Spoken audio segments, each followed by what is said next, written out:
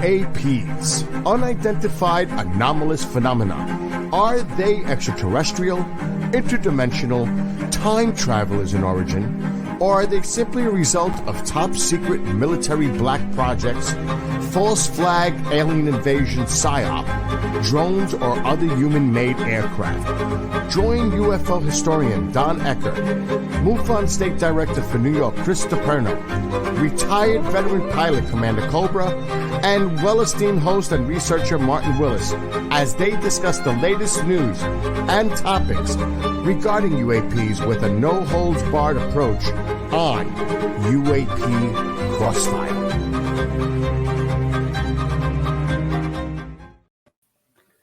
Hello, everyone, and welcome to UAP Crossfire. I'm Martin Willis, and over here we have Chris DePerno. He is a former investigator and also involved in MUFON.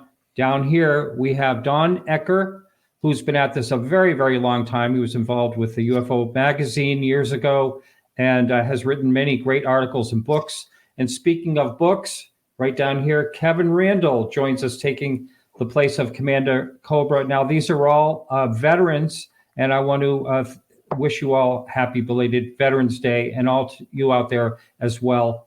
I'm the only non-veteran in the house here tonight, and thank you all for your service. Now, a couple things. We're going to be talking today. We're going to be talking a little bit about Aaro and the whole situation, and Kirkpatrick. I watched this live last night. He was involved in it was called UAP Clarity. And so I want to talk a little bit about that. He was joined by David Priest. He's an NSI speaker on national security. Of course, Dr. Sean Kirkpatrick. He is the head of AARO, which is All Domain Anomaly Resolution Office. And also Shane Harris, who reports on U.S. intelligence for the Washington Post. And I should mention this, that Shane, for one, claims that he had a lifelong interest in UFOs.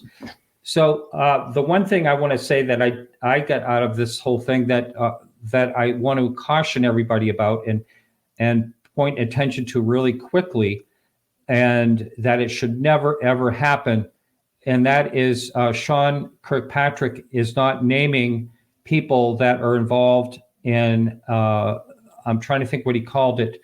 It was a technical office that helps them out. He's not naming any names, and solely because he himself has been totally attacked and harassed, even his son. And I think there is no place in the world for that type of behavior. It really makes all of us in the UFO community look bad, a black eye, in my opinion. And I just, whoever's doing that, don't do it anymore, please. It's a terrible thing, but I believe. So I'm going to go around and ask, different opinions. And first of all, I'd like to start with our Kevin Randle, who is filling in for Commander Cobra. I want to ask, what do you think of the AARO and Sean Kirkpatrick's his job that he's done so far? We've seen it all before. I think of this as 2.0, maybe 3.0. If you go back to 1947, when the first UFOs, flying saucers, appeared on the scene, there was a serious investigation that they started to learn what was going on. It quickly degenerated into debunking and ignoring the problem. And we're seeing the same thing here. We've had seriousness in the beginning, but nothing has happened. Nothing has changed. We hear about transparency, but there is none. We are told that they've investigated 800 some cases now, but they haven't told us exactly what those cases are. They haven't told us much about the resolution of those cases, other than to suggest that there was no evidence of alien visitation or extraterrestrial presence. We're getting absolutely nothing. They've been distracted by, I think, people who are less than credible, talking about crash retrievals, 12 crash retrievals, including some that we know are hoaxes. They don't seem to have any discrimination. I'm just not impressed with the thing. I mean, we're way down the road, and we really don't have any more information today than we had 2 or 3 years ago. Right. Anyone else want to jump in on your opinion, Don? Yeah, this is an extenuation, in my opinion, of the same dog and pony sex show that the Pentagon and the intelligence people have been doing going on 80 years now. Look, the bottom line is none of those people, Kirkpatrick, none of those people have been read into the program. When you have the former director of the Defense Intelligence Agency is told purportedly that you don't have a need to know, okay, the guy that was heading up the DIA, then, hey, buddy, the fix is in. It's in. And recently, a paper I wrote, I basically stated in there that whatever this core secret is, it will never be exposed simply because they discovered something. They, the powers that be, discovered something back in the late 40s, the early 50s, that they were terrified would eventually get out into the public, and they've shut it down forever and a day. And the bottom line is, if you get right down to it, we're spinning wheels. All right, Chris. Well, I have to agree with Kevin Randle. First of all, I think this is a bunch of garbage. I mean, we've seen them try to make fake things into real. That's ridiculous. We've seen people who we think are highly credible. Like, let's take the guy of naval intelligence. I say this all the time. I knew the minute he opened his mouth, I knew there would never be disclosure. When he turns around and he goes, "Oh my God, look at this triangle up here. We analyzed this for months, and we came to the conclusion that this was a drone over a naval battleship or a cruiser or whatever, with the most sophisticated radar equipment that was on that ship. And they can't tell that it was a drone immediately? Come on. I mean, you know, there's a bridge for sale, but I'm not buying it. So I can tell you this. I don't think disclosure is coming. And I have to agree with what Don says. I think there's something maybe hideous that they don't want to tell us, because if they do, we're going to start asking secondary questions. And the secondary questions they don't want to answer. Now, I'm going to go a little step farther, and I'm going to put this out there. Because in some of the MUFON reports, some of the people know, whether I cannot vouch for this, but I will tell you that people have said there have been body parts and mutilated people when some of these crashes happen. Now, I'm not saying that that's been vetted. I will not stand and say that's vetted. However, people have reported. Well, let's just say this is true. Let's just say that they are doing bad things to us, and the U.S. government goes, "Oh my God, if we put this out here, how are we going to justify and handle all this?" Right. Well, right. it's the guy that originally did human mutilation research starting back in the late 80s. Number one, I think talking about this, there's more than one group of visitors, let's call them visitors, coming here. More than one. But one of them, in fact, has basically dealt in not only cattle mutilations and mutilations of many other animals, including horses, bison, sheep, but also the odd human. It has happened. As a matter of fact, the other day, 2 days ago, I just discovered another case of human mutilation from Brazil that had been hidden until 1994. I had never heard of it. And believe me, back in the early 90s, I was up to my eyebrows in that research. But yeah, there have been those things that have happened. And if that's part of the equation, hey, they're never going to talk about that, ever, ever. Martin, may I just That's right. one little Yeah. thing. When I talked about this, one of the Senate congressional hearings, and this is the thing that just got me. When the head of naval intelligence gets there and says that we don't have a good enough computer to give you a better shot of what was projected on the screen there. Do you remember that? He says, "Oh, our computers can't handle this." He brought maybe a lousy laptop with him to try to show a picture at one of the congressional hearings. We have some of the most sophisticated equipment in the world. You can't tell me that they couldn't get a very sophisticated computer to show a congressional hearing. That was just a joke. Well, if I can jump in, I'd like to say one thing about that same hearing. I noticed they asked, one of the representatives asked about the Malmstrom Air Force Base shutting down the missiles. And the Navy guy that you've been talking about, Chris, said, well, we haven't heard about that. We don't know anything about it. Later on, he actually said, well, I do sort of know about that. So we've got him caught in a fabrication. We didn't know who Wilson was either, Kevin. Right? Yeah. He looked like a deer in headlights when they asked him about Admiral Wilson. Who's he? Yeah. Well, I'm in touch with a guy that's down in Washington, D.C., and he's been doing a deep dive into, the transparency of UAP. I don't know if anyone's heard of Kevin Wright, the Soul Foundation, that he's trying to really dive deep into what are they being transparent, AARO, what are they being transparent about or not. He thinks it's a total disinformation operation. And I kind of agree a bit with that. One of the things that I was watching last night, and Kirkpatrick was asked the question, what about doing research on the Tic Tac, situation off in 2004? And he said, well, first of all, it's back in 2004, and all the data we have on that is the data that you all have on YouTube. And you know what I call on that? I call that BS.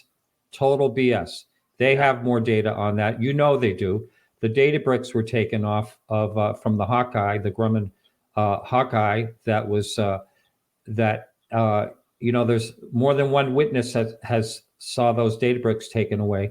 So somewhere maybe it's compartmentalized, but he should have access to it. He's supposed to have access to all these defense segments that are out there. Could they hide something like that? Why would they hide it? All that. And the whole thing about the Tic Tac that I think is really bizarre, that whole situation, is that it seems to me that the people in command would really want to know what the heck's going on. And it was just kind of like, casual. Yeah, we'll send someone out there and take a look, And then after they viewed what they saw, that they didn't do more exploration. They just went out and they filmed a little bit, and that's it. Now to me, that would be like, oh my God, I'd want to find out. Tony's sex show. Only Don could call it that. Kevin, I have a question for you. Now, you've been in the military, you've written many books, and you're probably one of the leading authorities on this.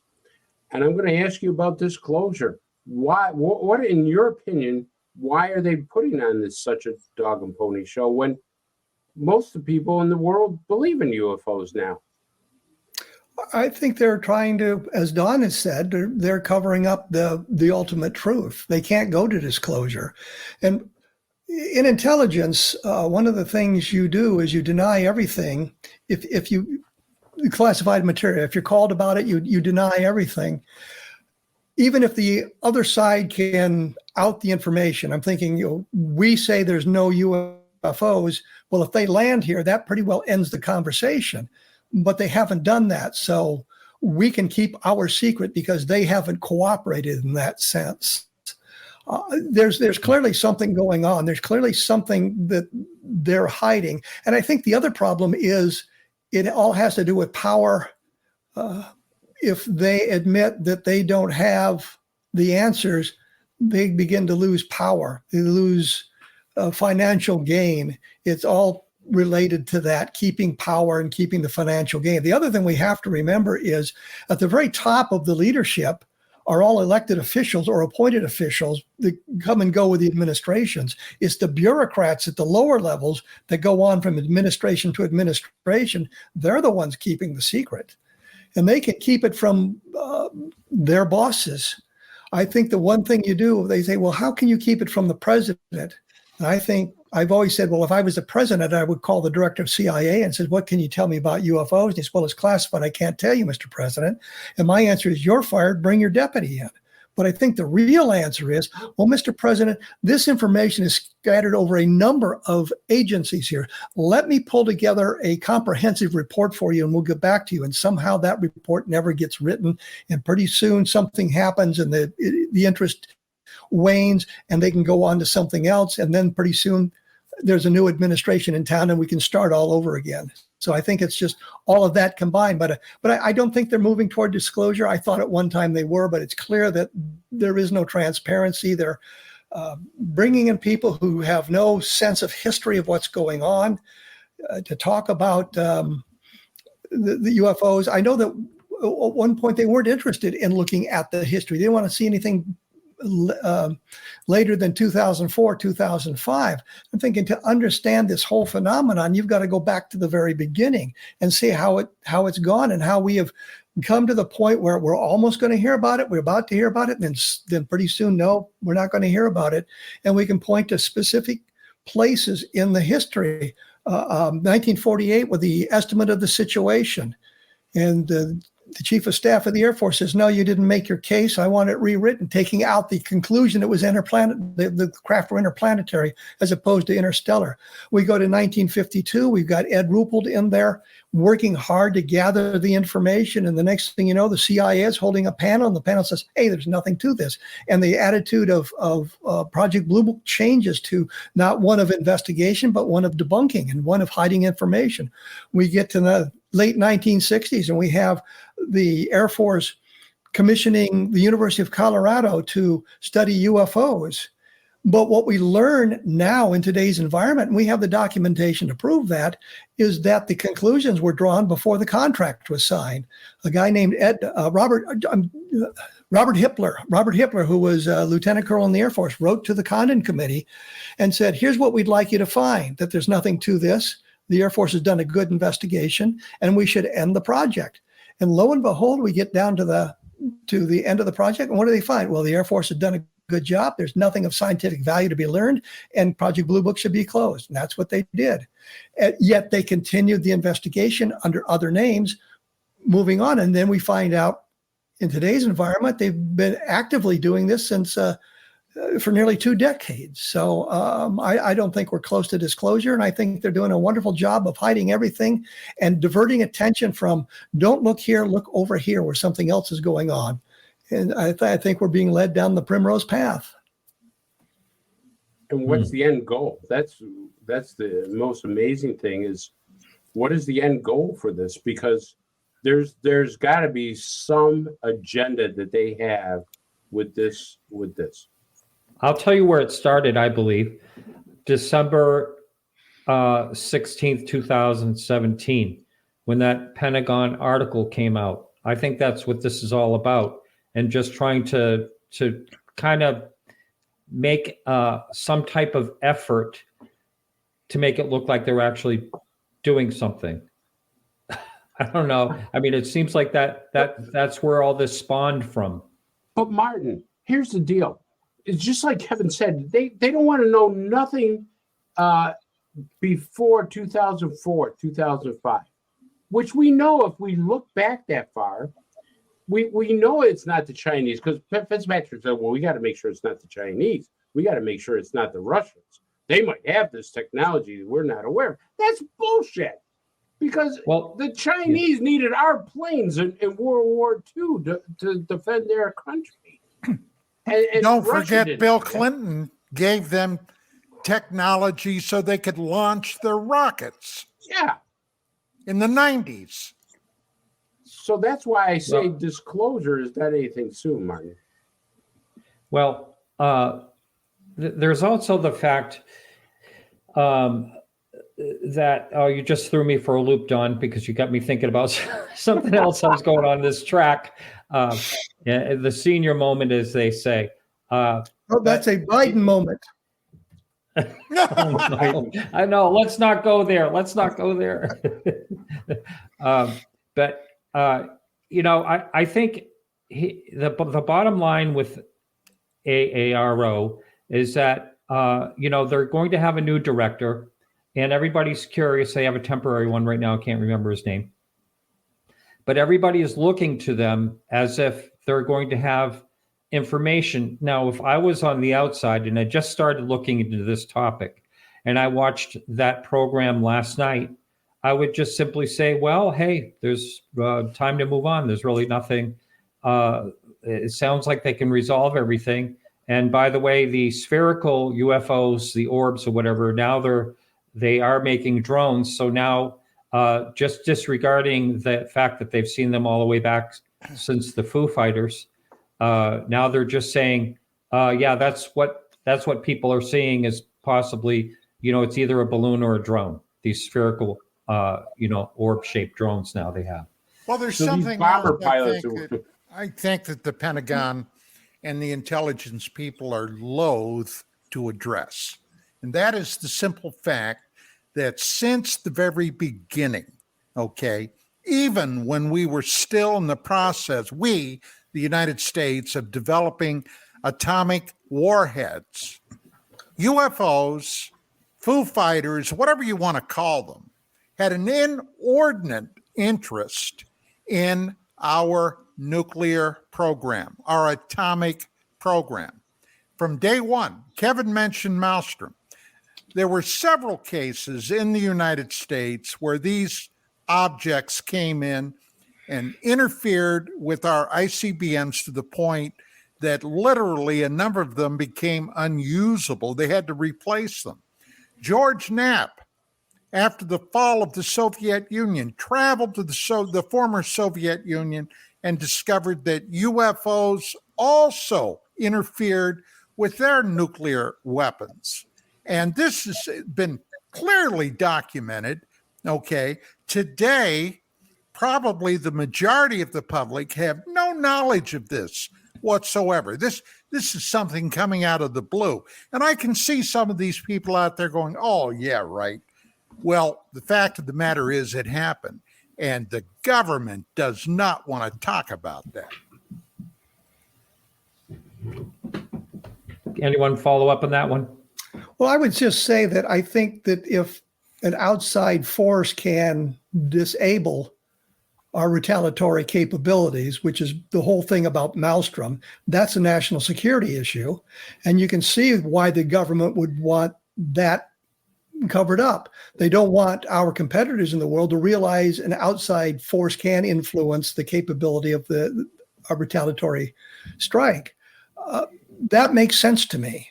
But you look at other aspects of the UFO phenomenon, and there really is no reason to hide some of the great cases. I think of Levelland, for example, which was 1957, November of 1957, where the objects stalled cars.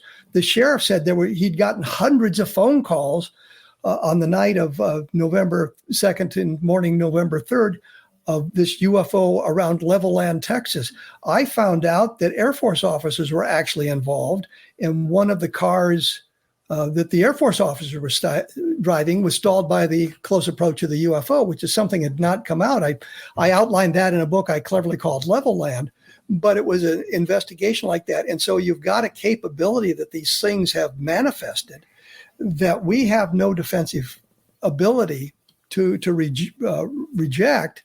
And the other thing you have to remember, if I was an alien race and I wanted to invade another planet, I'd just stand outside the atmosphere and throw rocks at it, meaning pushing asteroids and meteors down. And if they attack that way, there's nothing we could do about it. That might be another reason they don't want to discuss it, because we are so vulnerable in that fashion. So we look at all of those sorts of things, and disclosure makes no sense in the world today. They don't want to do that because they'll lose power, they'll lose influence. And I think that's the driving force behind most of what's going on here. Not to mention the fact they really don't have all the answers. They just know there's visitation going on, but they really don't have all the answers about it. I personally think that's the biggest part of it, that they don't have the answers. They may know just part of it, but I mean, one of the things, as you say, if they've known at least something for a long time, they've got a lot of explaining to do. And also the fact that they don't know whether they can protect us from something that's in our skies. I think that's where the fear, the fear base of this whole thing comes from, and why they would try to keep it, under cover what the actual, what is going on, and kind of brush it away. And, you think of all the different things that they've done over the years, the Robertson panel in 53 and stuff like that, just to try to calm people down, start the ridicule. Okay, so you're only a fool if you're looking into this. That still goes on, not as much, but still goes on today.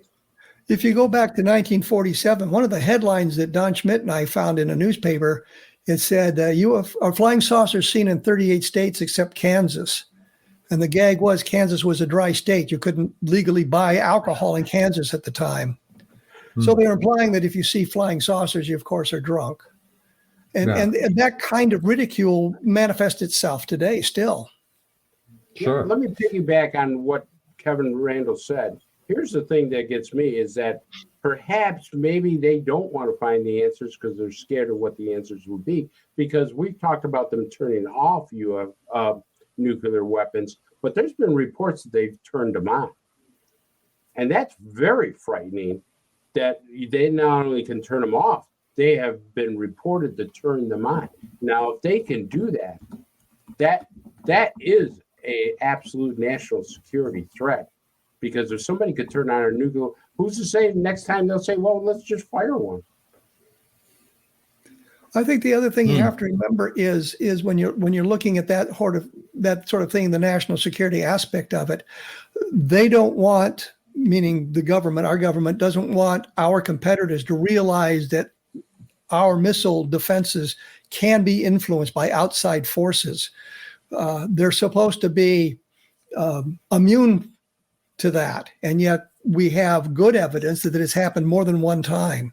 Maelstrom was the first one, but I've talked to missileers from various bases like Francis E. Warren in Cheyenne, Wyoming, who talked about similar things happening there. So it's a widespread phenomena. And Chris, your point is very good. If you can turn it off, you can turn it on. And that's something that we really don't want anybody else to know. Yeah, that's scary. Go ahead. I'm sorry, Mark.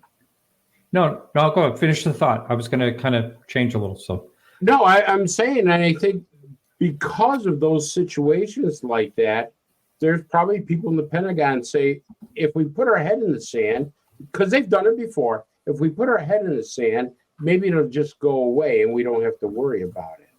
Well, the one thing you have to look at is back in 1947, they were very concerned about what was going on.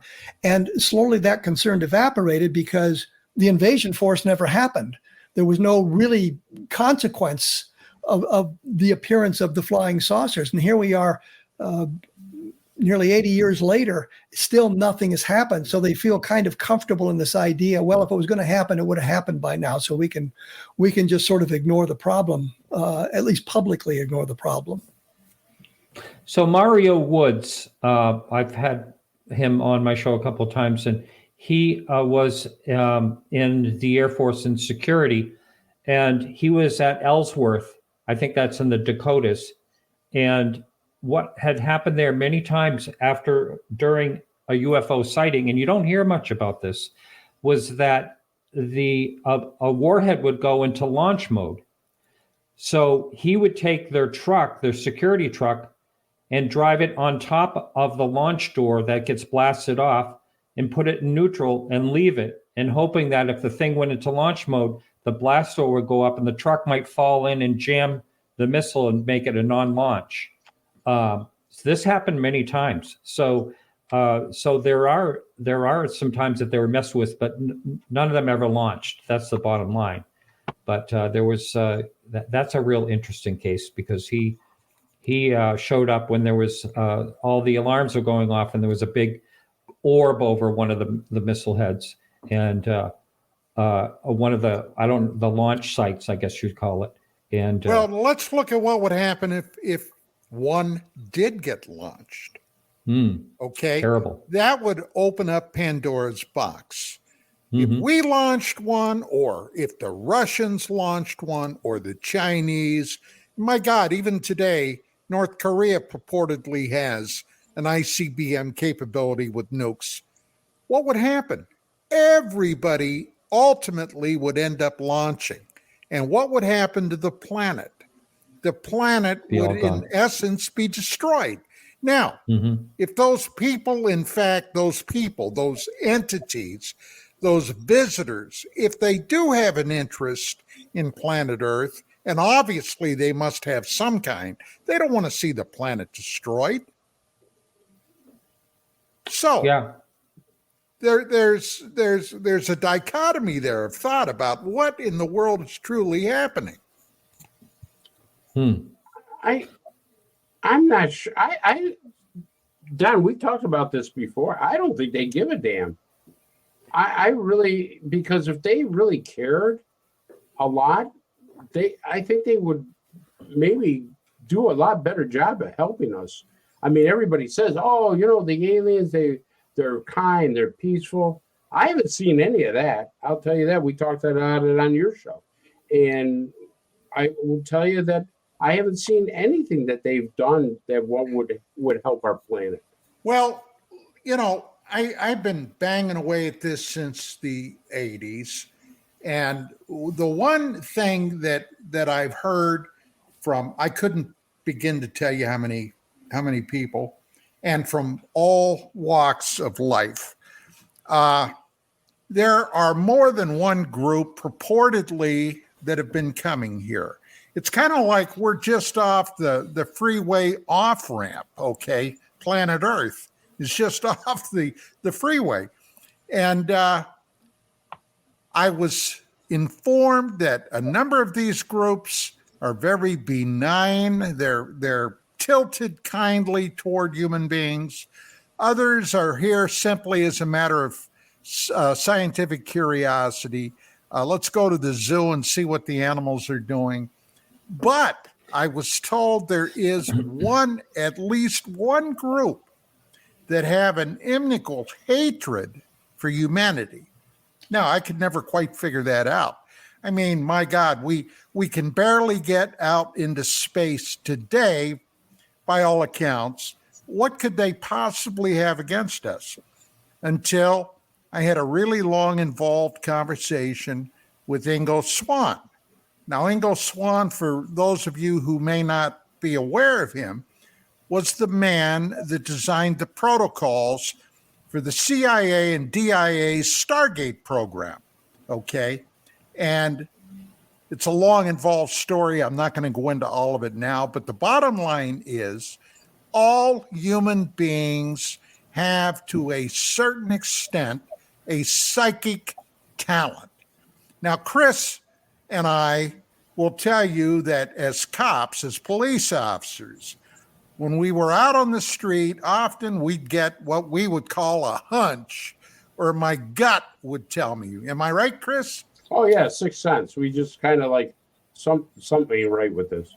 Yeah, it's psychic talent. And according to Swann, this group of ETs, I will call them that, or visitors, see that as a solid threat because they have a very strong, according to Swann, psychic talent.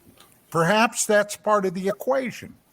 But, hey, look, not all of them are in it for our blood, but apparently there are some. So. Well, I could tell you that if you're abducting people and you're taking stuff from their body without their permission, if you're doing all that type of stuff, that's not, there's no consent to that. Some people call it abduction or whatever experience. That's what Would they you call tell it Steve now. Greer that, by the way, Chris? I'd love to tell Steve Greer a lot of things. I'll tell you that. But I will tell you, I call it kidnapping and assault. If you take me without my permission and float me through a wall and start taking stuff from my body without permission, they're treating me like they would treat a dolphin or a seal or a whale, like we do on this planet. I'm nothing more than a specimen to them, and to me, that's not right.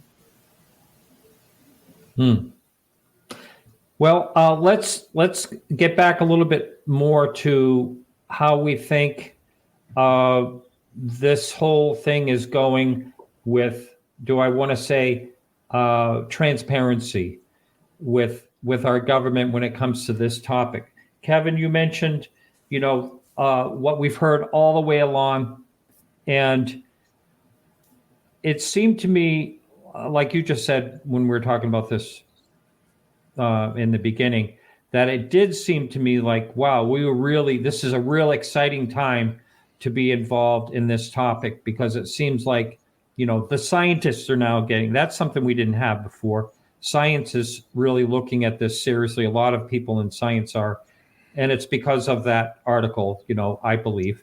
But in that regards, do you think that there still could be a possibility that we're heading in the direction of knowing more with all the scientists involved? And that's directed at you, Kevin. Well, the problem, Avi Loeb is looking for probes, probably without any kind of organic component to it. When I talked to him about that, and he was talking about them sending out these probes around the galaxy that would take tens of thousands or hundreds of thousands of years to get to their locations.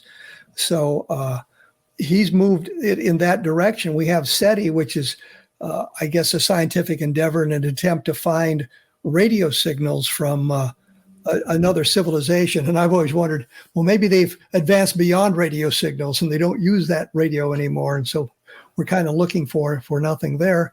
And on the other side of that coin, do we really want the aliens to be looking at our radio signals that would include programs like Laverne and Shirley, about the two poor girls from Milwaukee, and get an idea of the level of our intelligence in that direction? But I think that when we look at the idea of moving toward disclosure or more openness about it, look at the report. Congress mandated they do a report. And when it finally dropped in June of, was it 2002 or 2021? When it finally dropped, it looked like a poor high school report. It was 18 pages. I said, well, we've been doing this and we've been doing that, and we haven't really found anything. We've got 144 reports, and we only solved one. And then we've got to do another one in 6 months, but that really didn't happen. And now we're to the point where, yeah, we're doing these reports, but if you look at the reports, there's still nothing to them. It's always the same thing. What we plan to do is investigation, and we've gotten all these cases, and we're working with these other agencies, and we're designing forms, and we're designing reporting protocols and that sort of thing. But we're not learning about any of the cases. We're not learning about what they're finding. Instead, we get diverted into other things. And so I think it's just all a big distraction until public interest wanes in the topic and they can go back undercover. There's other people besides Avi, involved. There's a lot of scientists involved. There's but then again, I don't know what type of research they're actually doing, how far they're getting with their different types of detectors. Some of them have talked about that, but I've seen the interest. I haven't seen any real forward movement. There's equipment that they've been using, to detect things, but I just don't know how much they are seeing and how much they can use. When it comes down to the data that they always talk about, one of the things Kirkpatrick said over and over again last night is, I'll follow wherever the data and the evidence takes me, no matter what. And I think that's a very good approach. But I don't think that, and I should say that I know that he's been told things, but are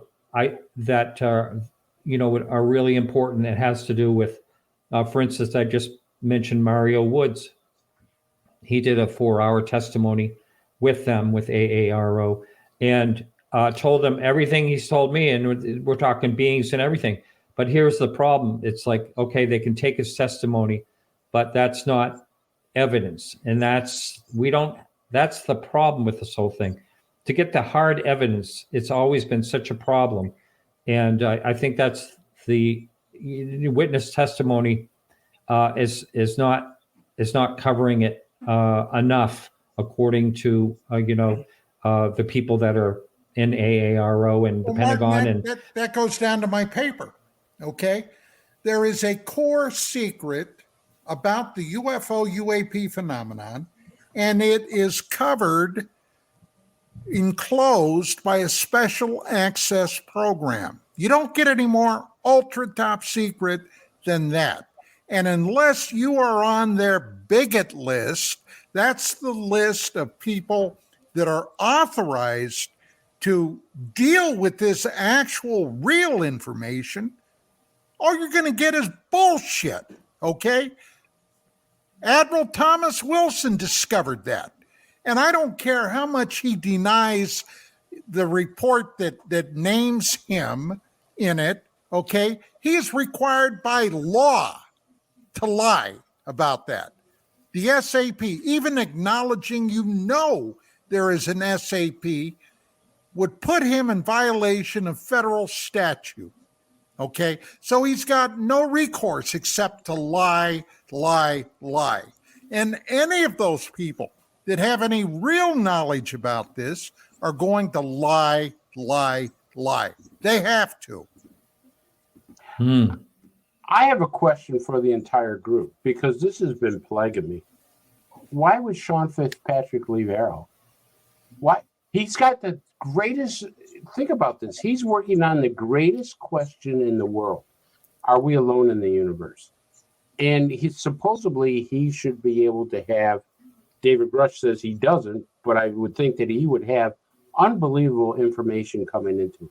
So if you're working on probably one of the most important questions in the world, and you got, money, you've got government and stuff, why do you leave?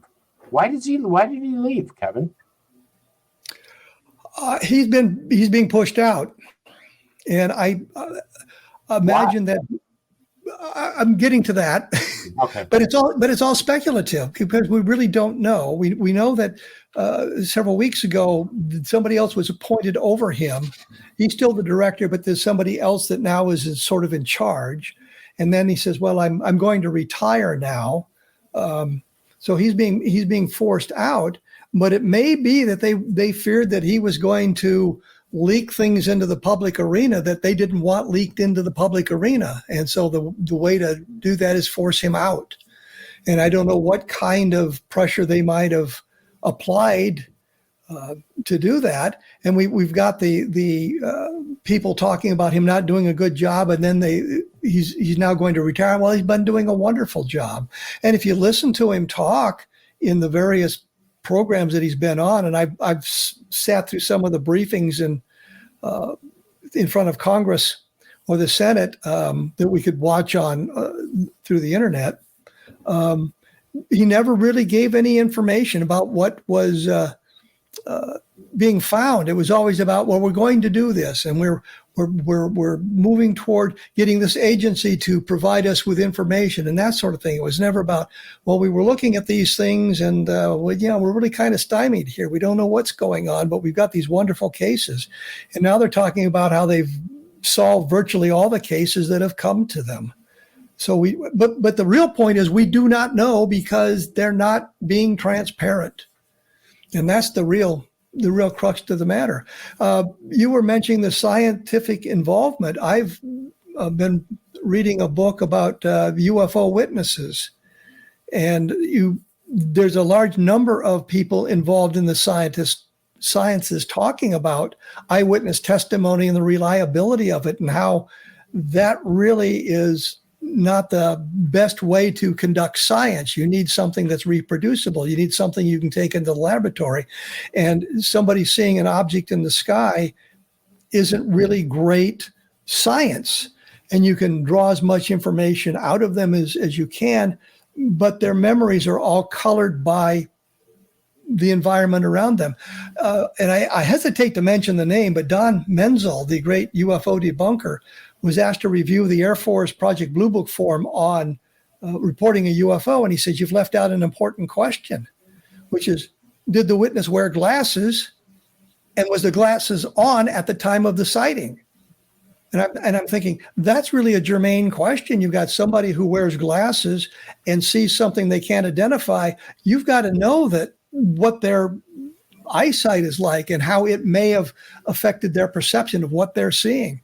So we have science going on, but it seems to me it's more of a debunking nature. Here's what you guys are doing wrong, not here's what you've done right, and here's the cases that are important, as opposed to here's the cases that we have solved by looking at them scientifically. So the point is, there's more science going on, but it's always sort of directed away from the idea that there's alien visitation. SETI's looking for intelligent life out there. Well, if we're being visited, they don't have to look very far. But I said that just. Oh, sorry about that. I was just going to say that they just don't want to hear about UFOs. They're not interested in that at all. They just got what, $200 million? 250 million. 250 million donor. Yeah. A quarter of $1 billion to continue their work. And some of it seems to me that it's just out of date, looking for the wrong thing in the wrong places. And there's other ways we could be looking for the intelligence rather than just listening for radio signals. So, but that's just my opinion. I think they do more than that now, but I'm not really sure. I don't know if they actually look at the techno signatures or if that's just like the James Webb. I'm not sure. But I think they're doing more than just radio signals. But I had that conversation with Seth Shostak from SETI, and I said, what if they're right here and you're looking everywhere and they're right here? He did not want to hear that. And he had an answer for everything immediately. He was ready. He's a real passive-aggressive guy. Yeah, I'll say. So we have about 6 minutes before we go into break.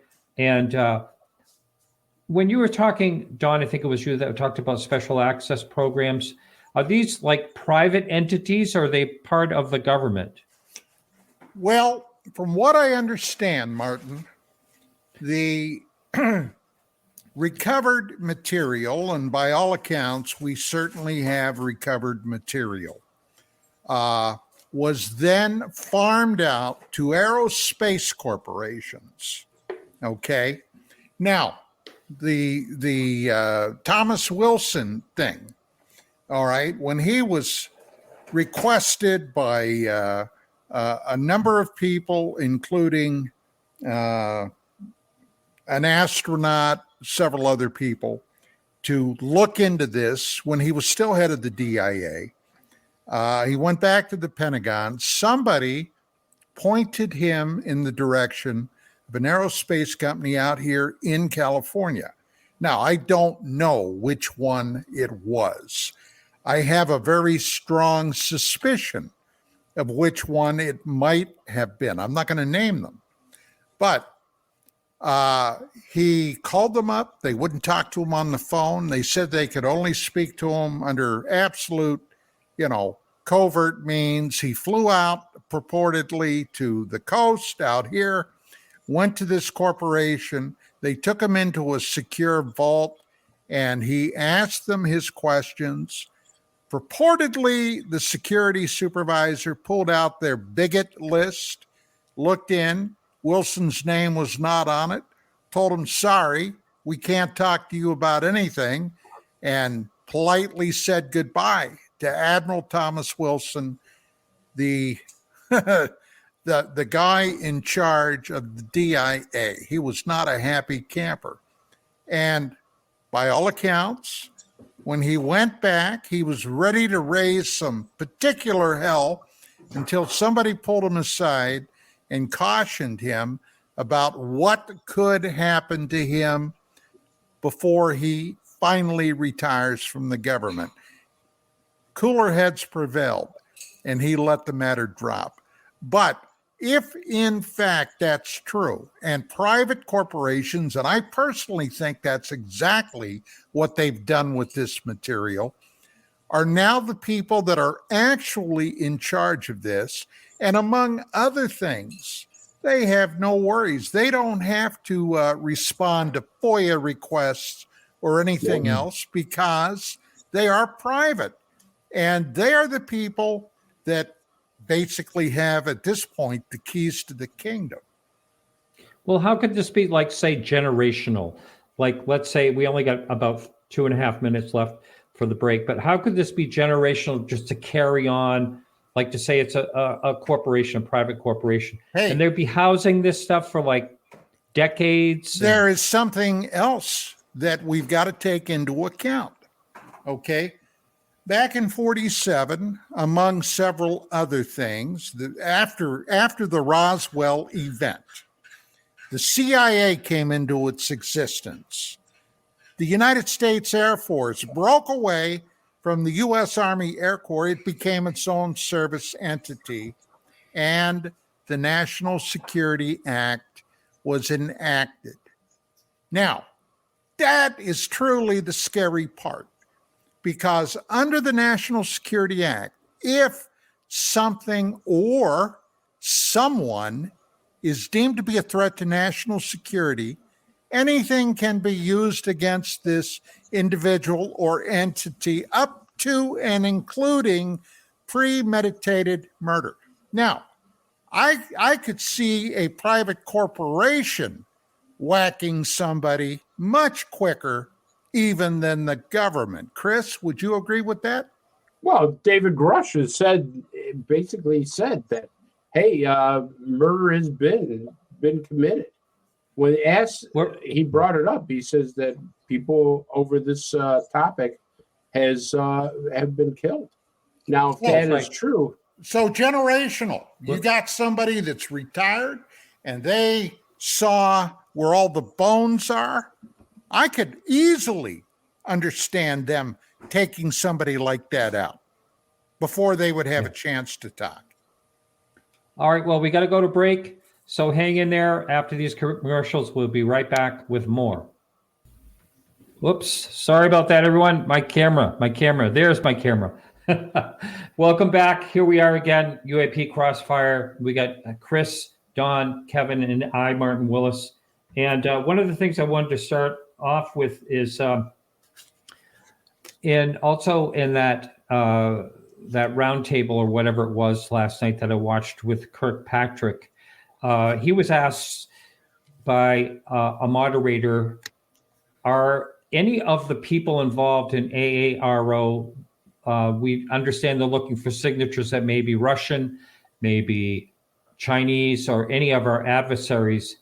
Is anyone there in Aaro looking at this for the possible signature of extraterrestrial? And he quickly said no, just like that. And I thought that was pretty interesting myself. But he did say, he went on to say that that's up to the academics and the scientists on the outside that I guess they're contracting with. That's what I took out of it. And they need to do like peer-reviewed papers on how something like that would look like. How would something like that look like? He also said one thing that I thought was pretty interesting is that, and I have to agree in a way, it makes sense, is that, when people are saying, well, this thing just defies physics, and he's saying, no, it doesn't, it just defies what we basically know. And I do agree with that. That's probably true, but he's saying there's theories for every type of physics that there possibly is, but I still think there may be unknowns in physics. But still, the bottom line is he's basically saying that there is really nothing that we're going to look at as far as the possibilities of extraterrestrial in this program that they're doing. Any thoughts on that, anyone? Well, I would have to say that once again, we're dealing with the Pentagon and intelligence agencies' dog and pony sex show. Okay. Look, we would know. I would think we have one of the most extensive intelligence gathering operations ever. I mean, there is a myriad of different groups within the federal government that collect and analyze intelligence. All right, not just the CIA, not just the DIA, not just the NRO, not the NSA. There's a ton of them, and they would know if the Russians, the Chinese, or anybody else had this advanced technology. They would know it. So what does that leave us with? Okay, it leaves us with, in my book, one of three possibilities. Number one, extraterrestrial. All right. That's the most obvious. But the second one that we've got to take a look at is the possibility of interdimensional travel from a different dimension, a different universe. And the third, and this is something that I've only begun to consider probably in the last 10 to 15 years, the remnants of a very advanced human civilization that abandoned the planet for a while at the end of the Ice Age, the Younger Dryas event, when much of the planet became uninhabitable after that catastrophic thing that happened, but eventually came back and may now be living, among other places, under the oceans or even underground. So there are three possibilities that I have personally looked at. And any one of those three could conceivably be the secret behind these unexplained machines traveling in our skies. So this guy, the way he just arbitrarily poo-pooed that, well, I don't know about you guys, but that tells me tons. And they still don't want to talk about aliens, anything else but aliens. Because if they talk about aliens, then once again, Pandora's box becomes open, and they don't want to deal with the fallout from that. Well, he tried to put a spin on it last night, Kirkpatrick, that is. He said that if it was extraterrestrial, it would have been so much easier and so much safer than our adversaries. Right. And to me, it was like, why? Because extraterrestrial would be a total unknown. Their intentions, their capabilities. You why see is the that double not speak, Martin? The double speak and the obfuscation, okay? And quite frankly, the pure bullshit of their position. Yeah. Chris, what do you think of that? Well, all right, here's what I think. They know it's not the Russians, and they know it's the Chinese, but they're using that narrative so they can get money. If you're going to say it's aliens and put that out there like that, I don't think they want to do that just yet. But I do know they want money. And I think that if you kind of allude, well, the Russians may have this technology. We got to catch up. The Chinese may have this technology. We got to catch up. And it'd be so much easier if it was them, but we just don't know. We don't know if it's aliens. God, so maybe it's the Russian Chinese. Send us more money so we could do more. I think money has to play a part into this whole disclosure thing, because we have changed the narrative. We have gone 70 years and said they don't exist. We don't know what's flying around the skies, and we could care less. To all of a sudden, it's a threat. It's a threat to national security. It's a threat to our airspace. It's a threat to our ships. And they're moving the agenda that I don't like, because once you start that going down that road, there's some bad things that can happen. And I think this is all in a playbook for a final outcome. And I don't like what I think the outcome might be. Mr. Randle, what do you think? Looking at it from a point of view, I think Kirkpatrick's point of view is they're too sophisticated to talk about it being aliens, even though they may be looking for aliens. And they disguise that by suggesting we're not looking for that sort of thing. But if he's going where the evidence takes him, I think eventually he would have to have gone to that location. There's no way around it. So it may be that they're looking at it as a way of, we're going to eliminate the prosaic now before we get to the exotic. And by doing that, we end up at the place we want to be. I think the place they want to be is to be able to say, well, there's nothing to it, and you all can go home. There's nothing to see here. Move along, type thing.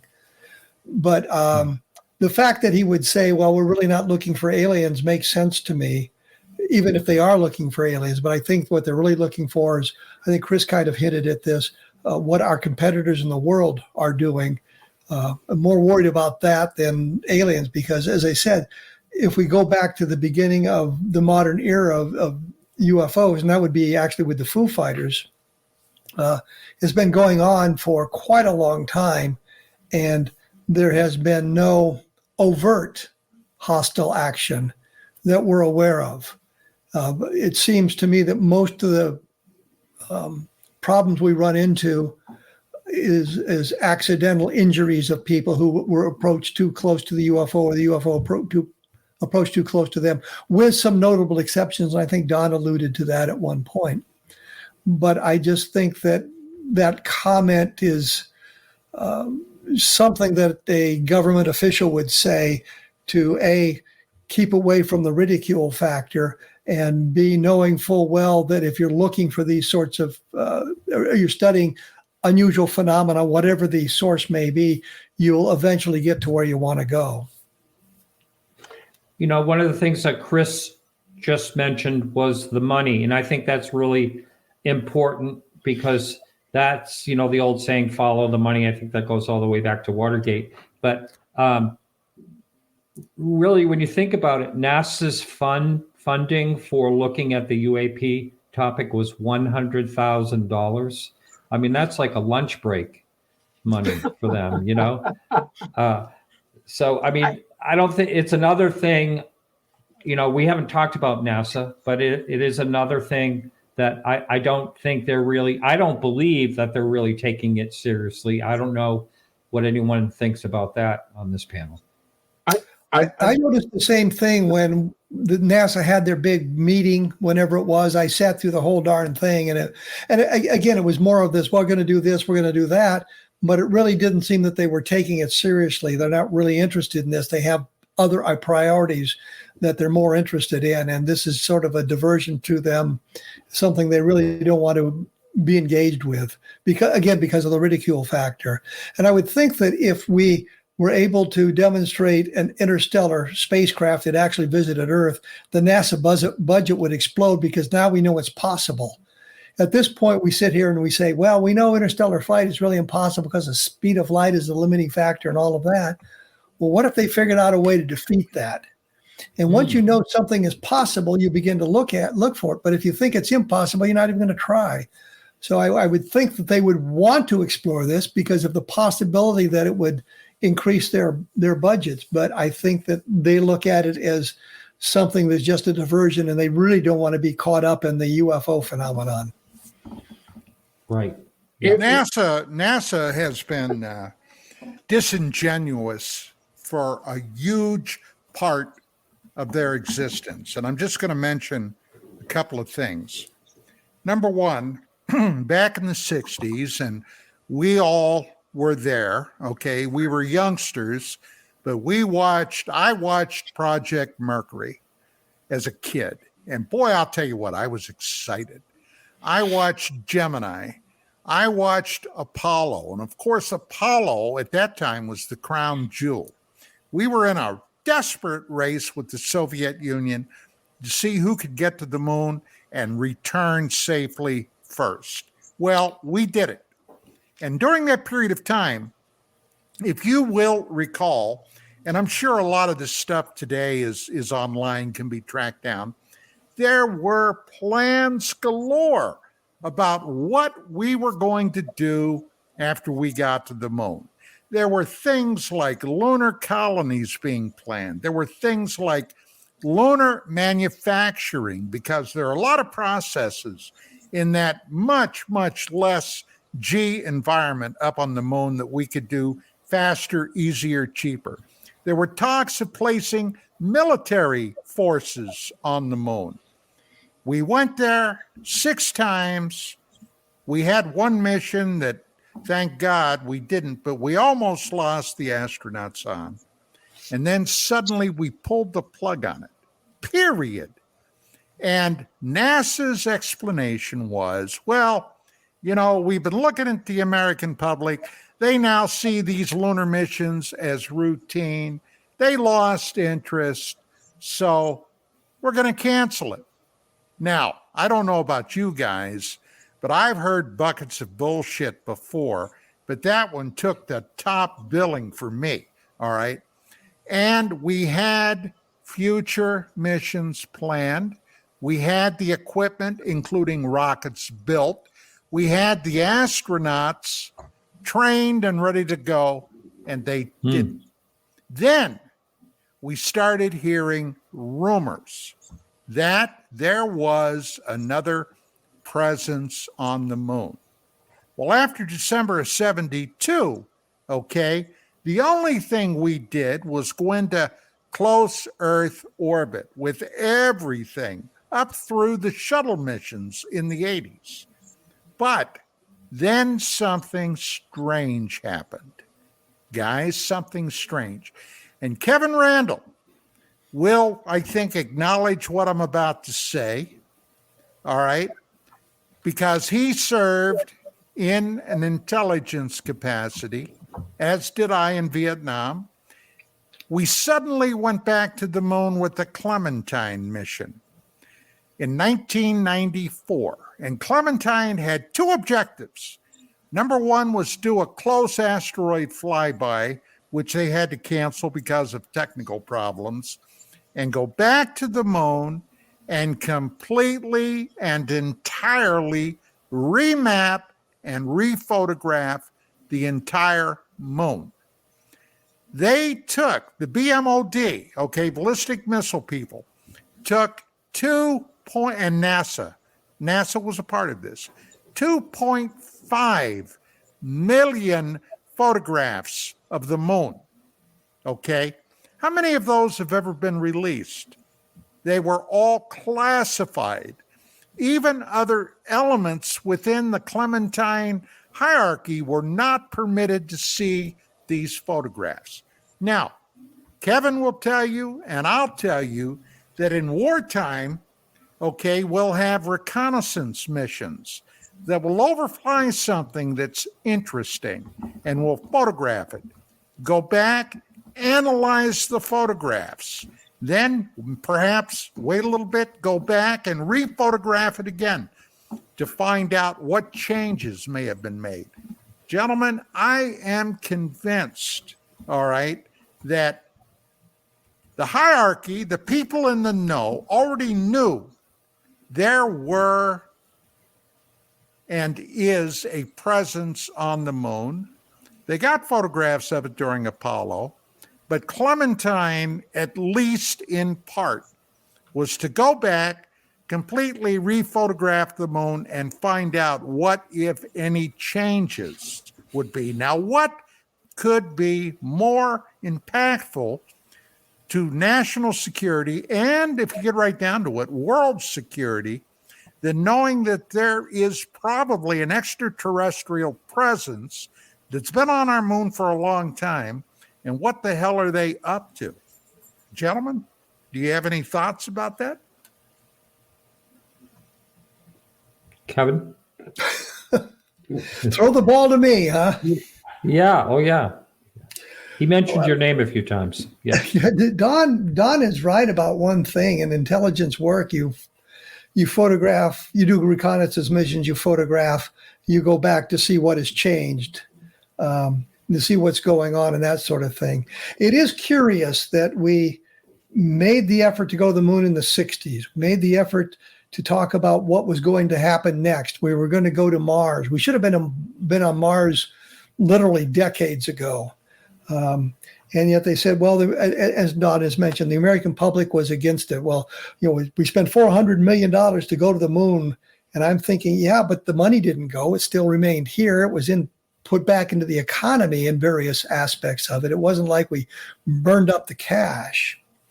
But there's curious things that have been going on the moon, and it makes perfect sense to take a look at it, especially on the dark side of the moon, where we rarely get a glimpse of what is happening there.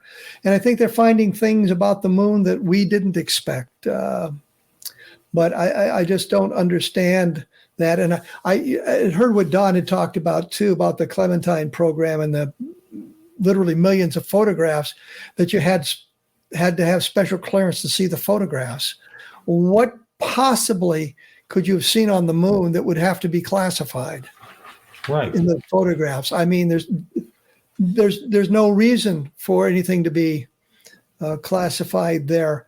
You would say, well, maybe it has to do with the equipment used, and they may gather some sort of information about our capabilities of photographing stuff from long distance away. And you're thinking, it really wouldn't tell you much of anything if the pictures of the moon wouldn't tell you much of anything. So I don't understand that whole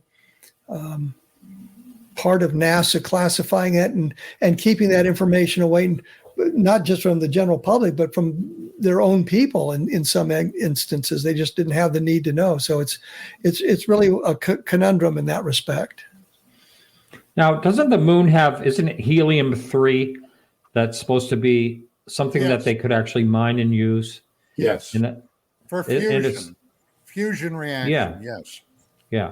I mean, I'm surprised that no one's looked more into doing some type of mining. They talk about mining asteroids, with all the metals and whatever. And one of the things, you think about if they say like an asteroid is full of diamonds and platinum and gold or whatever it is. But anytime you make something, I know I'm going way off topic here, but if you could harness an asteroid and it had like 1 million pounds or 1 billion ounces of gold, what happens to gold, right? If gold is plentifully available, or if it's contained in one area, it'd have to be, it's so bizarre how we place values on things, and when it has to do with rarity and stuff like that. But I'm going way the hell off topic. It has nothing to do with UFOs. Someone bring me back quick. How about if I ask Kevin Randle this, because I wanted to get this in before. Kevin, you're really in the hot seat tonight, aren't you? Yes. Yeah. You'll never. I thought I was going to be able to sit back and just kind of enjoy the conversation. No, that's not the way this show rolls. We get on each other's next time. Yeah. Here's one of the things you were saying. I remember you saying, well, we don't think they're hostile, so we don't really give it much thought. But listening to David Grush, there was two things that stuck out with David Grush's interview with News Nation. One, while they were talking to him, they asked him about Roswell. And he said, I am not authorized to talk about Roswell. Right? He alluded to the fact that he was told, leave that subject alone. Which tells me he was briefed before he went on any type of news to tell all this. He was instructed that there's certain things you're not going to talk about. The second thing is he actually did say, and nobody has really made a big thing about it, but he says there have been hostile encounters with UFOs. He actually said that, and I was absolutely amazed when he said that, but he didn't get the specifics. David's never been with specifics on certain things. So my question to you is, sir, what do you think of David Grush the disclosure of what he said, because we're back on disclosure, Martin, the disclosure of what David Rush said, and how credible do you think, as a professional in ufology, David Rush is?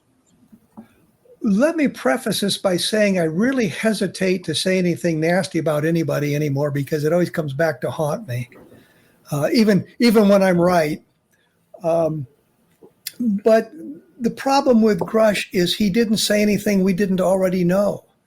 He talked about this Italian UFO crash from 1933, which had been investigated by some of my colleagues in Italy 2 decades ago and decided it was a hoax. And I'm thinking, how credible can this guy be if he isn't aware of that investigation? He alluded to Roswell, but good Lord, if you were pretending you knew something from the inside, you'd have to mention Roswell because everybody knows about this. Was it 20 years ago, something like that? Russ Estes, and Don Ecker knows Russ, said to me at one point, nobody knows what Roswell is. You ask 10 people on the street, what's the big deal with Roswell? They're not going to know.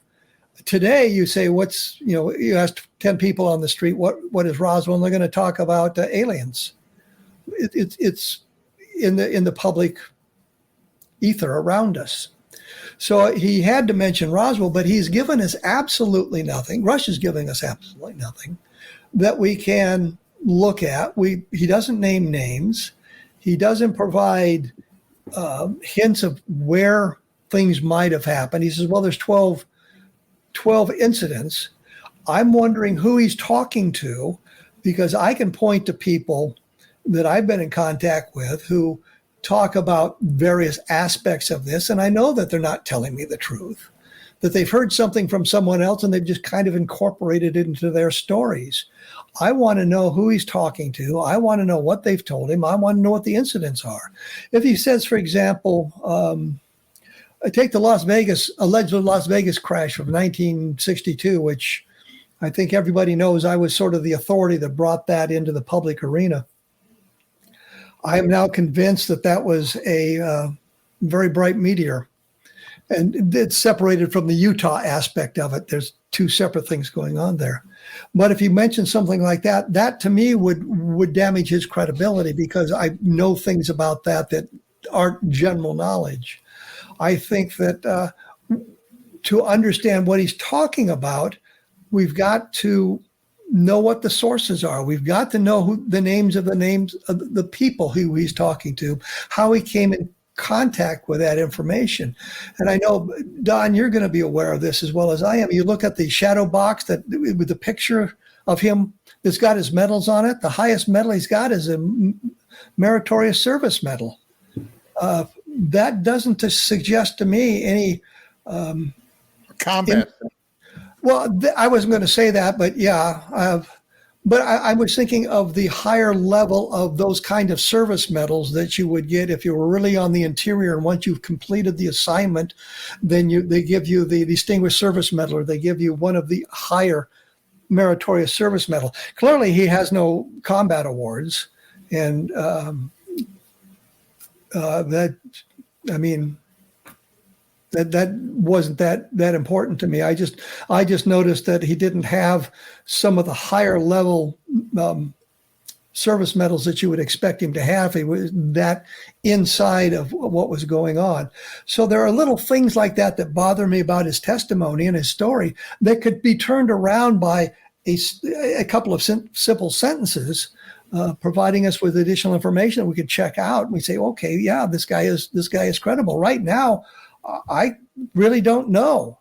Like I said, I'm bothered by this repeated mentioning of this 1933 thing in Italy, which makes absolutely no sense. But Kevin, there is one thing. About Rush. One thing. After he went public, there was within the Pentagon a concerted effort to damage him. Somebody released his medical records and showed that, in fact, he may be on the spectrum as far as autism. Okay. They tried to embarrass him. They tried to basically shut him down. And the guy, to his credit, came out and said, yeah, well, this is what happened, and this is how it went on. And yeah, at one point I did seek some psychiatric counseling, but,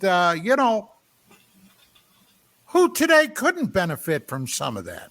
So, I mean, Well, but the point, but the real point is, yeah, somebody tried to embarrass him, but it may have been just to divert the conversation from what he was talking about because it was going in a direction they didn't want it to go. But I don't know what sort of inside knowledge he might have, if he has any inside knowledge, and none of that has been demonstrated. And when you get to the specifics, he always falls back onto that. Well, I can't talk about that. So we'll talk about that in a classified session. That doesn't help us understand what's going on. And that tells us that we're not moving toward transparency or disclosure, because every time we get up to that point, it's, I can't talk about that now. We'll have to do it in a classified session. And none of that information ever comes out. We have the same thing with Kirkpatrick, with him running Aaro, talking about, we're going to do this, we're going to do that, but we don't get any of the information. We do not understand what's going on. We hear hints about it, but we don't get the truth. And we can't evaluate what is really happening without that information. So with Grush, I just don't know about that. I look at some of the things that worry me about his military background and that sort of thing. I think if people looked into my military background, they would probably be disturbed about it too. But I just don't know. I just don't know, because we don't have sufficient information to draw a good conclusion on the viability of that information and the source of the information. That's the other credible thing that we do not know. Where did he get this information? He said, well, I talked to these people who saw this, that, and the other thing. I've talked to people who claim to be on the inside and were telling me all these things. Well, you can't talk about this, but here's where we are. And without being able to verify that information or know who he's talking to, we really cannot properly evaluate that information and where he was going. When I heard about the Italian thing, the very first thing I thought of was someone is feeding him disinformation. But then I started thinking about it. At what end would someone do that? I mean, what would be the whole purpose of it? And why would he? I think what's happened, and he's come into contact with people who really believe the Italian thing. And you look at some of the information out there on the internet about it, you can see some people are are unaware of how it had been debunked long ago, so they're still clinging to that story. And I think he got it from somebody that he trusted, who may have had a high level position, who had come across it and believed the story. But that doesn't make it true, and we don't know who that guy is, and we don't know how he got the information. That's the problem. We don't know what his source is. Now, there's been speculation, and I don't know if I should even say this or not, but supposedly one of the people is Eric Davis. Now, I don't know if that's one of the people he's talked to. Then I don't know what to think. That boy about got splaining to do, Lucy. Well,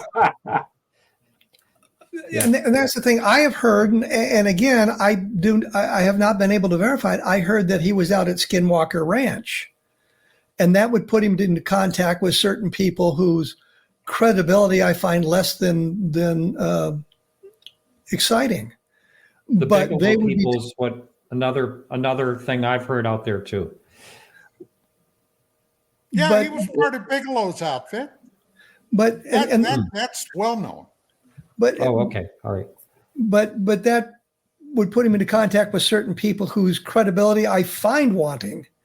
And if they're telling him stuff that they believe, and he believes they're telling him the truth, then we're off on a snipe hunt. There's nothing there to be found. But we don't know that. Jerry Clark, I mentioned this to Jerry Clark, and he said, well, be very careful with that information, because is it verified? And I said, no, it's not verified. We don't know, but if he was at Skinwalker Ranch, that allows us to speculate about who he may have come in contact with and the credibility of that information. Well, Kevin. He was there. Then we're at the point where some of those people who were involved with that, I find less than credible. And that makes his information less than credible. And he's probably telling the truth as he believes it, but that doesn't make it part of our reality, our shared reality. I keep thinking the Mythbusters says, I reject your reality and substitute my own. I just don't know. I'm very obviously very ambivalent about that, and I don't want to say anything about him that is unfair. But you're talking about his statements, Kevin, and that's not being unfair, because he has said, well, I talked to this guy and this is what this guy said, and I saw this paper, but I don't have the paper. And I saw this picture, but I don't have the picture. And this may all be true. He may have actually saw this and talked to it. But as far as intelligence goes, Martin, you know this, and Don, you surely know this, that he can be just the messenger of an agenda that they want to play. Hey, I'm going to tell you this. You feed it to the public. I'm over here in left field. I'm not going to get involved, but I'll tell you all these great little things. And knowing his personality, because they briefed him. So knowing his personality, maybe the way he is, they know exactly what was going to happen or told him to do this. I'm not saying that the information that he's giving is not what he was told. It just may be not true information by somebody that's talking to him. Like you alluded, Kevin. It could be just crap that they're feeding us. Well, that's what I was saying, and because we don't know the sources, right? We're stuck with trying to figure out whether the information is credible or not. We don't know who told him that, and I have no doubt he believes what he's talking about, but I'm in the same boat he is. I've talked to people, I've seen things, I know things, but I can't prove any of it. So what good does it do me? Without the evidence. I saw this document. Well, great. Where's the document? I had an argument with a guy quite a long while ago, but that said he operated a Air Force Communications Center, and he saw documents coming through that center, classified documents about a crash in Sweden of a UFO back in the 1950s. And I said, yeah, I've seen them too. And they're part of the Project Blue Book files. And it's that hoax about the Spitsbergen crash. And yet the guy had seen these documents and didn't know the follow-up. I guess that was the deal. He'd seen the original documents that alluded to it and suggested it was something very mysterious. And when we get beyond that, we realize, well, that was a hoax.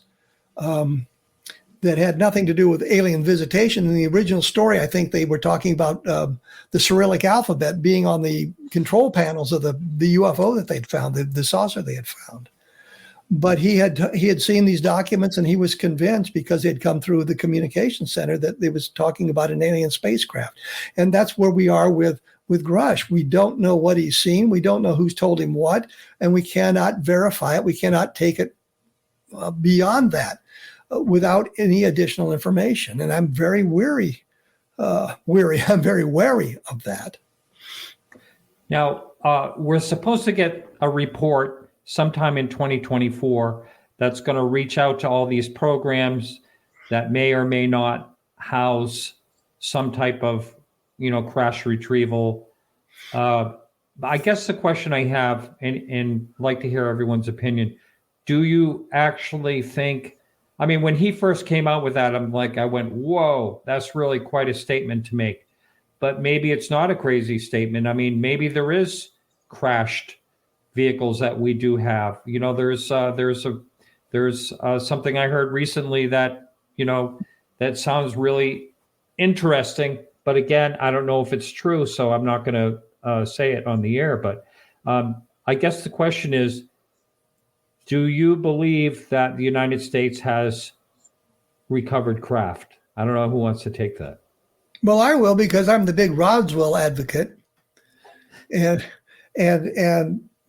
I think that they had recovered alien materials at Roswell. We have, and I say we, Tom Carey, Don Schmidt, and I, spent a great deal of time running down leads of the possibility of secret projects.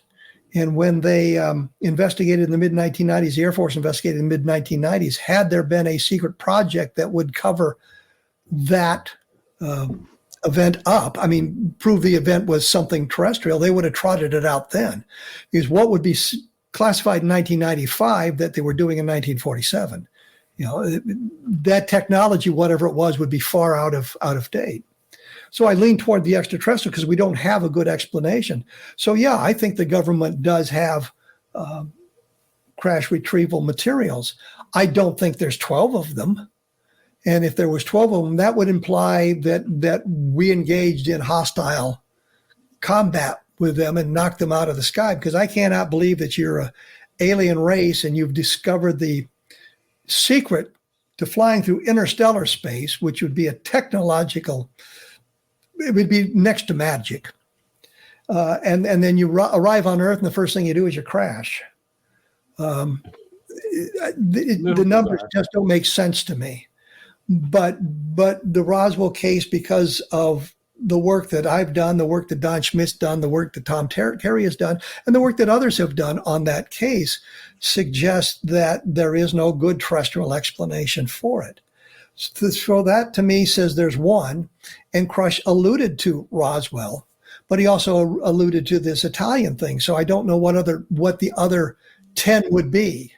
And I think that's important information too, to know which 10 events is he talking about. Are there ones that we know about, or is it something else?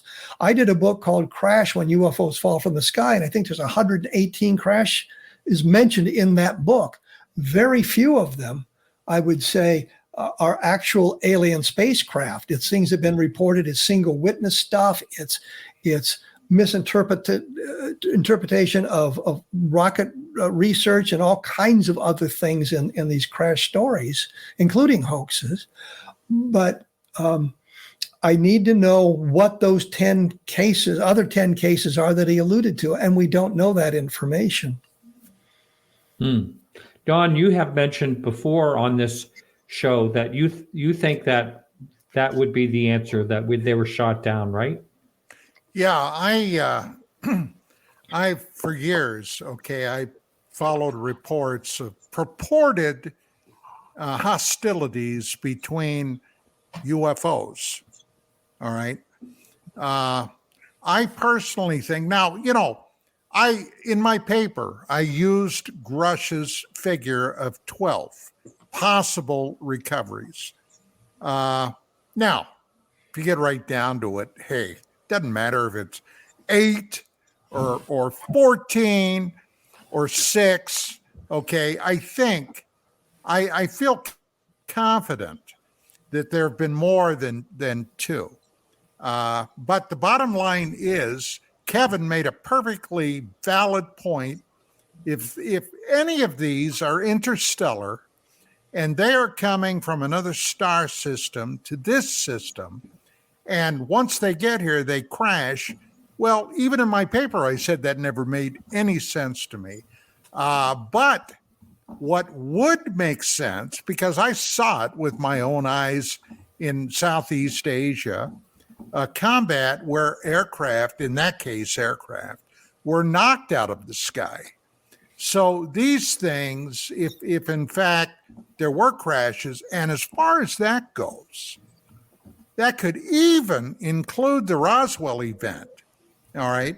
Somebody knocked that down.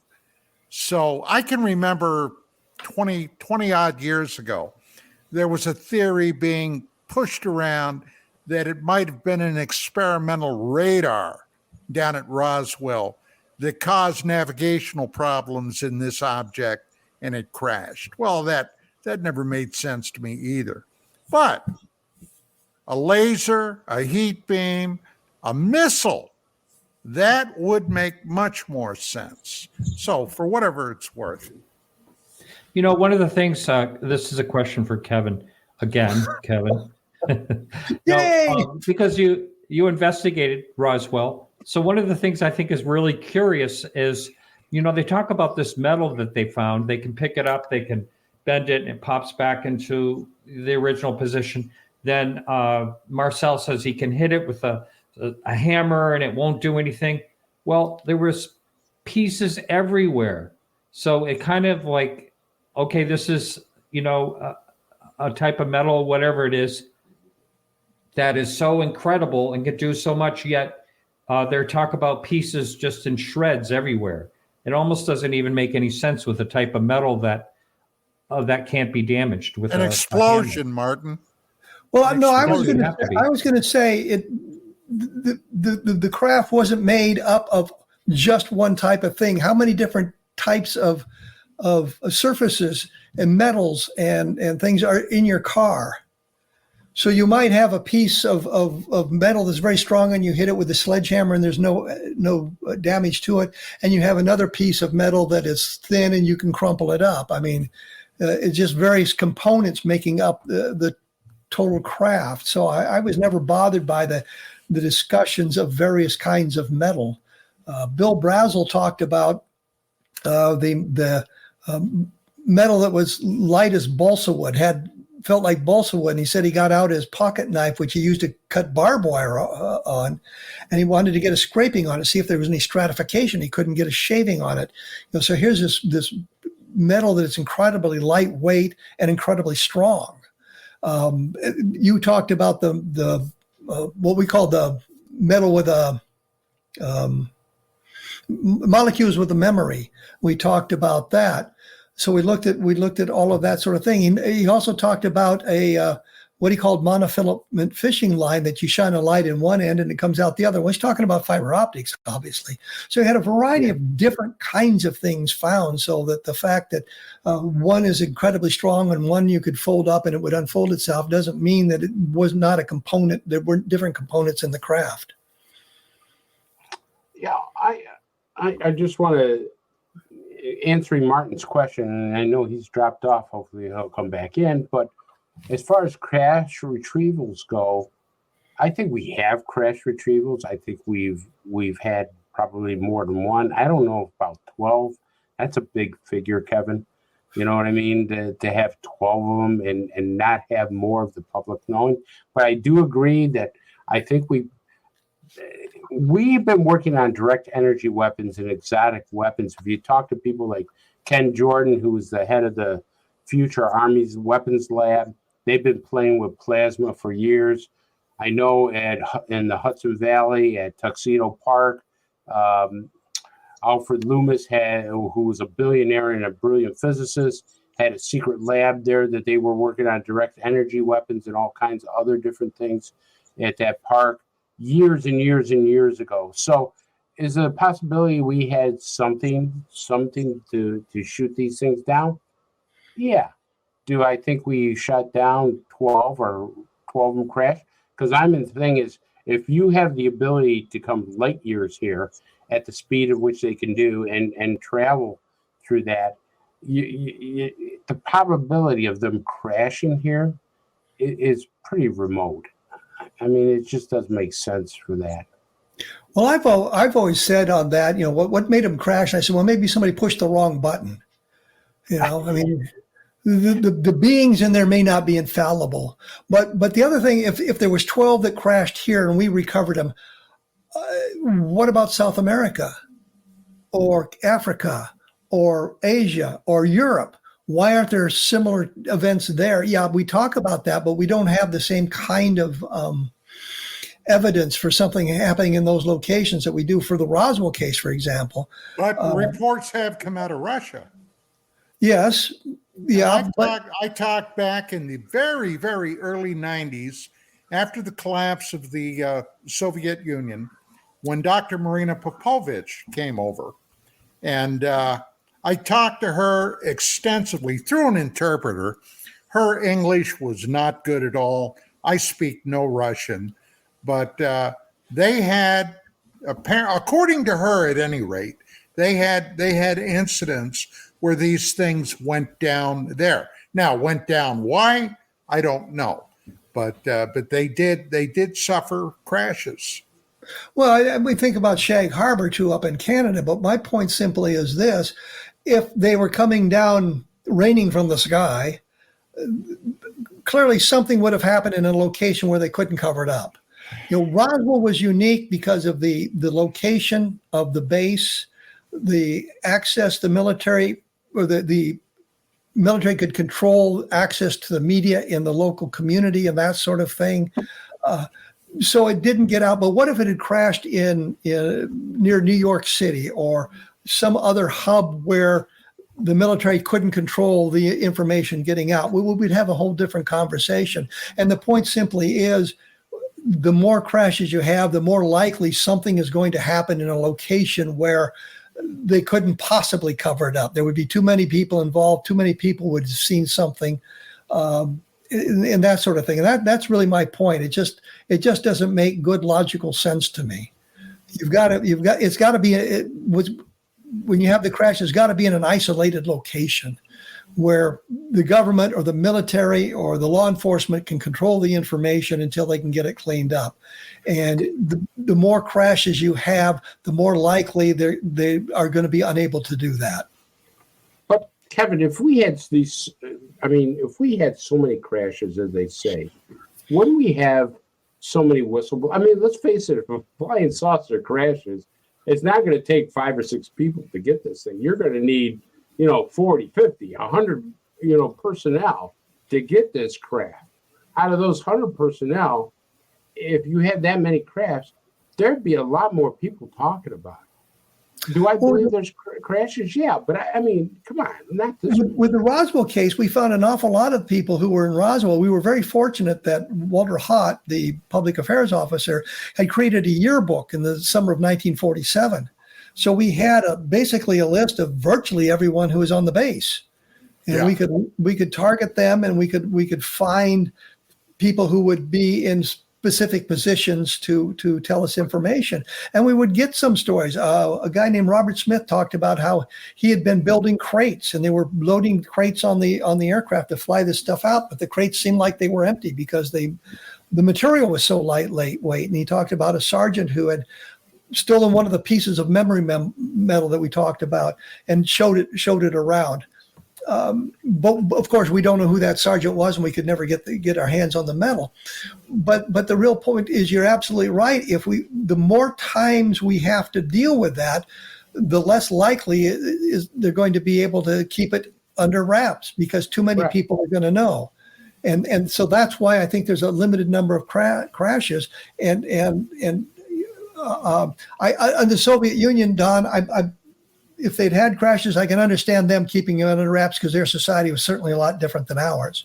But if you've got crashes in the Soviet Union and the United States, and you're going to have them in South America, you're going to have them in Africa, you're going to have them in Europe, you're going to have them all over the world. And in that case, something more tangible is going to leak than has leaked so far. You say, well, they couldn't keep a secret that long. Well, they didn't really keep the secret at Roswell, but they managed to keep enough of it buried that we still argue about the reality of it. Everybody agrees something fell at Roswell. The question is, what was it? So we've got to look at this totality of the number of crashes, and we need information about where they happened and who was involved in it so we can validate the information, and we just have not been able to get that. I think that the idea of 12 of them is way too high, given the what that would suggest about the rest of the world. Kevin, since we're on Roswell right now, why would the Army Air Force in the first place announce that it had captured a flying disc? I mean, why would they just not say nothing? I know that's not good English, but you get my point. I don't know what you're talking about, Martin. That's a question that's been pondered. One of the things that we were told is that they did it on purpose because they had the lower headquarters, the 509th Bomb Group in Roswell, saying, we've got a flying saucer. And then they divert attention to Fort Worth, where the higher headquarters, the 8th Air Force is. And they say, well, no, it's just a weather balloon. And so you're kind of throwing the guys in Roswell under the bus, but you're doing it to hide the ultimate secret that something really important was recovered there. I don't know if I don't know if they were clever enough to figure that out at the time or not, or Colonel Blanchard, who was the base commander, because of the circumstances that we had been involved with the big UFO, the flying saucer craze for about 2 weeks when Roswell happened. And he says, well, we've now got something that'll prove it. And then they realized it was something much more extraordinary than they expected, and they had to cover it up. But he was trying to, well, we've got a flying saucer. You don't need to worry about them anymore. And then it was, oh my God, we can't tell them about this. So I really don't know why Blanchard would have issued the press release. And contrary to what people have said, the press release had to come from the office of the commanding officer. I mean, Walter Hott couldn't have issued the press release on his own authority, or Jesse Marcel couldn't have issued the press release on his own authority. But now, of course, this. Oh, pardon me. I was just go ahead. Yeah, it's just one of those sort of enigmas that we don't have a good answer for. All we can say is, yeah, they did make the announcement, but within 3 hours they'd killed the story. If you take so a they look had at debris scattered everywhere in the debris field. And do you think they thought it might be a flying saucer not because of its shape, because obviously it was scattered all over the place, but because of the odd metal? Is that why they think they had a flying saucer? There were 3 sites. There was the debris field, which is the one we always were talking about. Yeah. There was another site where some stuff came down, and then there was the impact site where they found the main craft, or the main body of information where the bodies were located. And that was much closer to Roswell. And I think that when Brazel came in, he had the medal with him when he went to the sheriff's office. And we verified that through the sheriff's daughter, Phyllis McGuire, told us that she had been in the office when it came in. The sheriff in 1947, the sheriff's family lived above the jail. And so the family was in and out of the jail all the time. And in fact, his wife wrote an article called 3 or 4 Years in the County Jail, which was about their experiences as him being the sheriff. Kevin, I got a quick question dealing with this. Years ago, and it was before he self-imploded in Las Vegas in '89, but Bill Moore said, and of course, Bill Moore wrote the first book on the Roswell event, said that there was a mysterious flu virus that hit the area after this thing happened. Do you know anything about that? Is that true? Or is that pardon me? Martin? Do you know anything about that? Martin?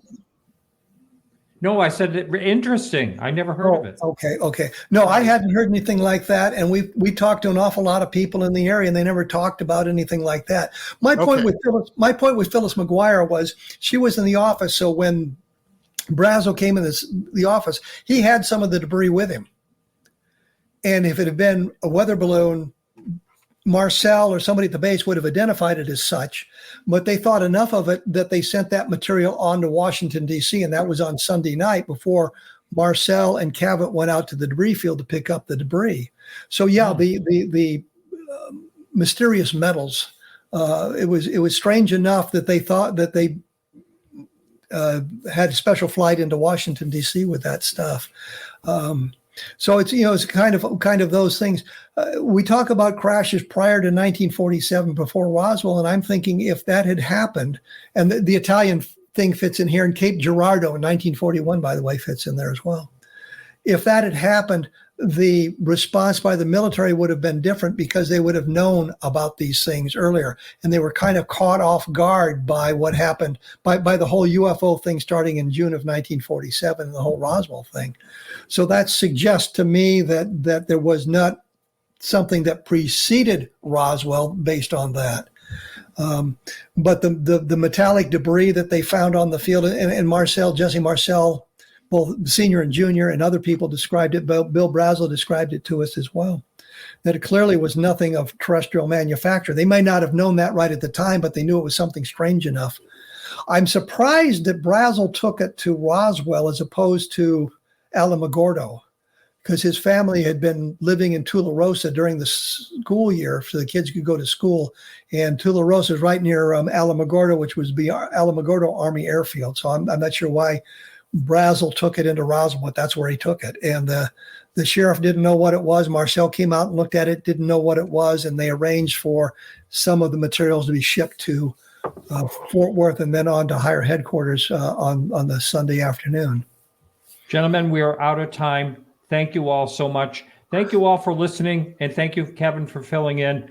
Thanks, Don. Thanks, Chris. And we'll be back next week, 8 p.m. to 10 p.m. Eastern Time on Thursday. Thanks again.